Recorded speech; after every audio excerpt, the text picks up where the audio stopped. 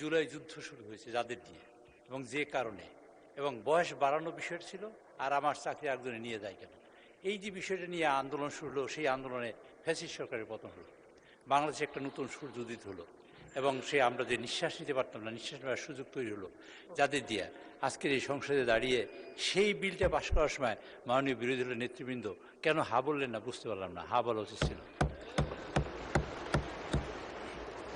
এবং আমরা মনে করি যে এই বিষয়টা অত্যন্ত স্পর্শকাতর। সকলের দিন আজকের মাননীয় স্পিকার আপনার মাধ্যমে বলতে চাই, না বলে নাই, কিন্তু মাননীয় স্পিকার একটা বিষয় আছে যে আজকের এই সংসদে আমি আপনাকে আপনার দৃষ্টি আকর্ষণ করছি এবং মাননীয় সদস্যবৃন্দের দৃষ্টি আকর্ষণ করছি।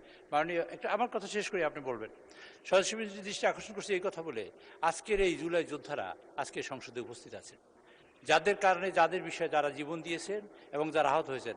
আপনার ডান পাশে, আপনার বাম পাশে আপনি তাকিয়ে দেখবেন, সেখানে আজকে জুলাই যোদ্ধারা সেখানে সবাই এখানে উপস্থিত আছেন। সবাই আমরা তাদের অভিনন্দন জানাতে চাই, যাদের আত্মত্যাগ